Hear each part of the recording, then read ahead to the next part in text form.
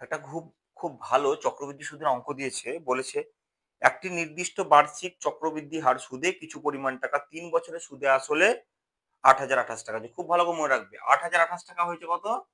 ৩ বছরে সুদে আসলে, কারণ এটা চক্রবৃদ্ধি সুদ। চক্রবৃদ্ধি সুদের ফর্মুলা কি জানি? পি আসল হলে P into 1 plus R by ১০০ to the power N. ক বছরে হয়েছে? ৩ বছরে, ৩ বসালাম। আর দ্বিতীয় ক্ষেত্রে কি বলেছে? ১২,০০০ ৬ বছরে ৳১২,০৪২ হয়েছে। ৳১২,০৪২ হয়েছে ৬ বছরে। তাহলে এটা কি? P into 1 plus R by ১০০ to the power N মানে কত? ৬ বছর। ঠিক আমি এই জায়গাটায় জাস্ট ভেঙে নেবো। এই 1 plus R by ১০০ to the power 6 কে আমি কিভাবে লিখতে পারি? এটাকে লিখতে পারি তো? ১২,০৪২ কে এভাবে লিখতে পারি তো? P into 1 plus R by ১০০ ৬ কে লিখতে পারি ৩ প্লাস ৩ লিখতে পারি তো এটাকে? এটাকে ৩ প্লাস ৩ করতে পারি তো? তাহলে একবার ৩ করলাম ইনটু যেহেতু প্লাস মানে এখানে গুণ হয় ব্র্যাকেটের মধ্যে। তাহলে কি হয়?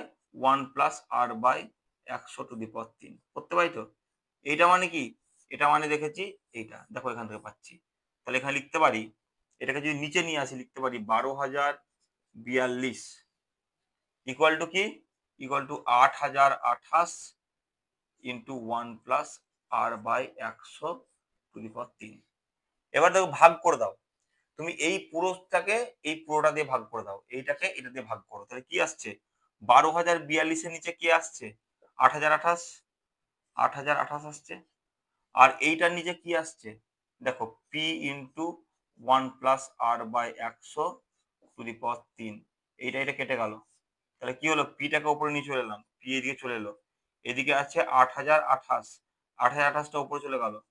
৮,০২৮ নিচে চলে গেল ১২,০৪২। ক্যালকুলেশন করলে উত্তর হবে। কিন্তু ক্যালকুলেশন করব না। আমি জাস্ট শেষ দুটো সংখ্যাকে গুণ করব। ৮ ৮ ৬৪। শেষে কি আছে? ৪। ৬ লেখার দরকার নাই। আর এখানে শেষে আছে ২, ২ দিয়ে ভাগ করব। কাটাকাটি করলে ২ হয়। শেষ অপশনে কোনটায় ২ আছে দেখব। এ অপশনে ৫,৩৫২, বি অপশনে ৫,৩৩৫, সি অপশনে ৫,৩২৫, ডি অপশনে ৫,৩৫৩। অর্থাৎ একটিতেই মাত্র ২ আছে। তাই এ অপশনটা ঠিক হবে। ৫,৩৫২ ক্যালকুলেশন করলে দেখবে এটাই উত্তর হবে।